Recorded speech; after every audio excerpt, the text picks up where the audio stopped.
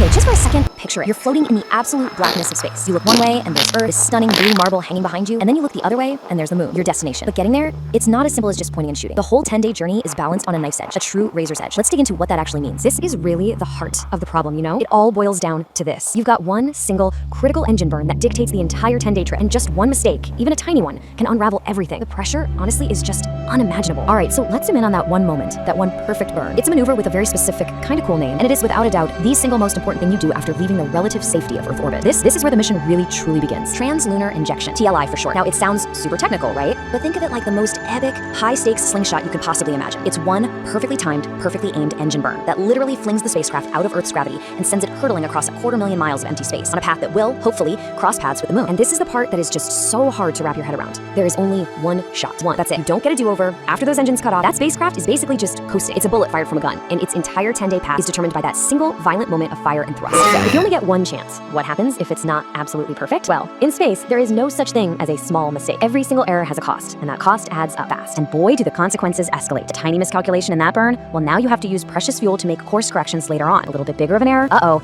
now you don't have enough fuel left to actually land on the moon. And a really bad error, the moon's off the table completely. The mission is no longer about exploration, it's about survival. And this just nails it. These are the three currencies in space that you cannot afford to waste. Fuel is your ability to change anything. Time? Well, time is how much oxygen, water, and power you have left. And survival? That's what's on the line when the first two start to run out. An imperfect burn puts all three of them in danger instantly. So we know errors are bad, but the TLI burn can fail in two really specific, and you guessed it, equally disastrous ways. You can burn for too short a time, or you can burn for too long. Let's break down what each of those means. All right, so you've got two very different ways this can go wrong. If the burn is too short, you just don't have enough get up and go. You fail to escape Earth's gravity, and you just kind of fall back home. The mission's over. Abort. But if the burn is too long, you've got the opposite problem. You've got too much speed. You can literally overshoot the moon, miss its gravitational tug entirely, and just drift off into a much longer, colder, and way more dangerous path through deep space. And in that situation, the overshoot, the entire mission changes in a heartbeat. This isn't about science anymore. It's not about planting a flag. Every single calculation, every decision is now laser focused on one single desperate goal. It's the Apollo 13 scenario, right? The original mission is gone. The new mission is get home alive. And that's the question you have to ask yourself. Put yourself in that cockpit for a second. Mission control comes over the radio and tells you the landing's off. The moon is literally getting smaller in the window behind you. What do you do now? The flight plan is out the window. You're dealing with a whole new problem. Because here's the thing, a navigation problem that started as numbers on a screen back in Houston quickly turns into a very real, very physical problem right there in the capsule with you. All of a sudden, it's about the oxygen you're breathing, the water you're rationing, the battery power you need for life support. And yeah, even the filters that are scrubbing the poisonous CO2 out of the air. The clock is ticking,